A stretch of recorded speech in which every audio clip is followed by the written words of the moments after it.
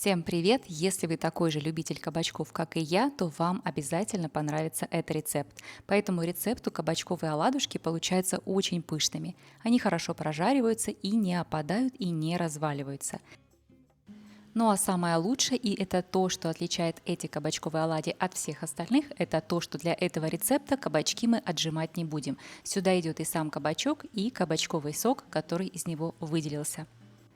Эти кабачковые оладьи получаются очень вкусные, особенно в теплом виде и со сметаной. Они хорошо сохраняются и на второй, и на третий день, и по-прежнему остаются очень вкусными и ароматными.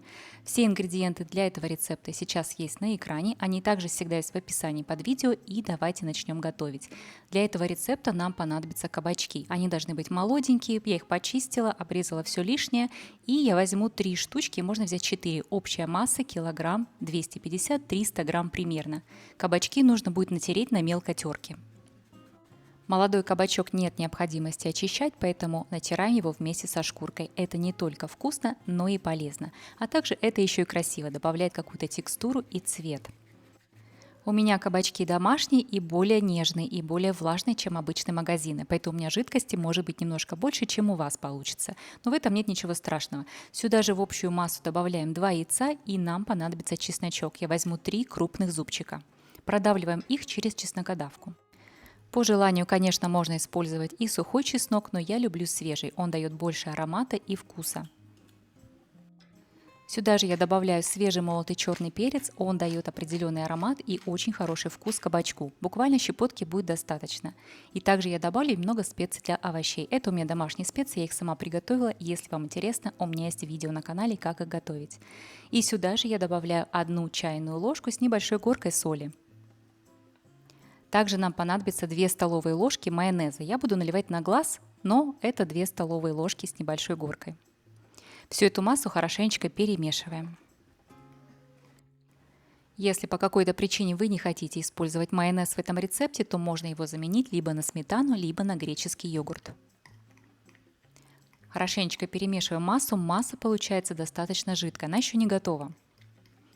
Также для этих оладушек понадобится зелень. Зелень очень хорошо помогает раскрыться кабачку и дает ему также аромат и вкус определенный. Лучше всего сюда идет зеленый лучок, но у меня сегодня нет, я использую петрушку. В принципе, любая зелень это лучше, чем ее отсутствие в этих кабачках. Поэтому замороженная, сушеная или свежая, любая зелень сюда подходит. Меленько нарубаем ее и пересыпаем в общую чашу.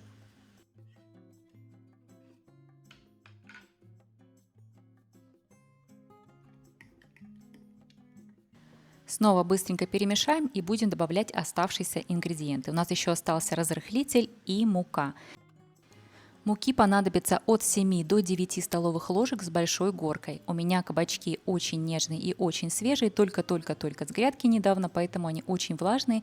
Я добавляю в своем случае 9 столовых ложек с большой горкой муки. Вам может понадобиться меньше муки, если у вас кабачки не такие сочные. И сюда же я добавлю еще 1 чайную ложку без горки разрыхлителя. Высыпаю прямо на муку и смешиваю все эти оставшиеся ингредиенты с основной массой. Делаю я это просто вилкой, здесь ничего лишнего нам не нужно, венчик сюда не подойдет. Просто вилкой перемешиваем, ничего сложного.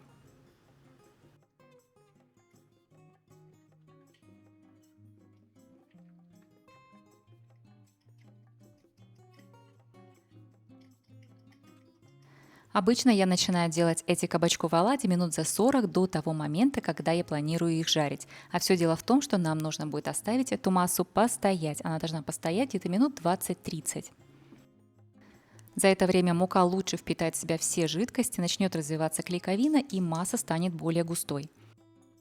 У меня прошло минут 30, и я готова жарить оладушки. Сковородку я поставила на огонь, огонь у меня чуть ниже среднего, и налила туда немного растительного масла. Много не лейте, буквально, чтобы смазать донышко. Даем сковородке нагреться, так масло будет меньше впитываться в наши оладушки, и выкладываем оладьи ложкой прямо на сковородку. Еще раз повторю, что очень важно, чтобы сковородка была нагрета до нужной температуры, тогда оладушки не будут прилипать, и масло растительное будет меньше впитываться в оладьи. Продолжаем жарить наши оладушки. На каждой стороне примерно у меня занимает 3-4 минуты. И жарим их до полной готовности, не закрывая крышкой.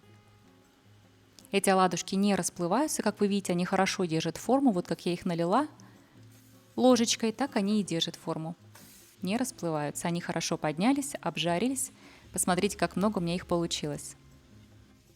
Чтобы эти оладушки получились максимально пышными, когда вы наливаете всю эту массу кабачковую на сковородку, не прижимайте эту массу к сковороде, не нужно ее расплющивать или раскатывать. Вот как ложкой положили и на этом оставили. Тогда они получаются очень пышными. И для кабачковых оладий это действительно пышные оладьи. Посмотрите, какие они внутри приятные получаются, и по текстуре они больше действительно напоминают оладушки. Вот такие очень вкусные, просто объедения.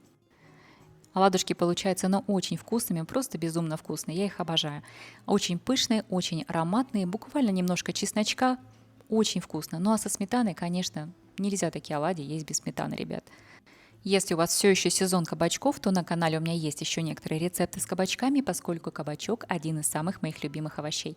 Там есть блинчики, оладушки и также есть вафли. Если вам будет интересно, я все оставлю в описании, посмотрите. И, как обычно, если у вас остались какие-то вопросы, на все вопросы я отвечаю в комментариях под видео.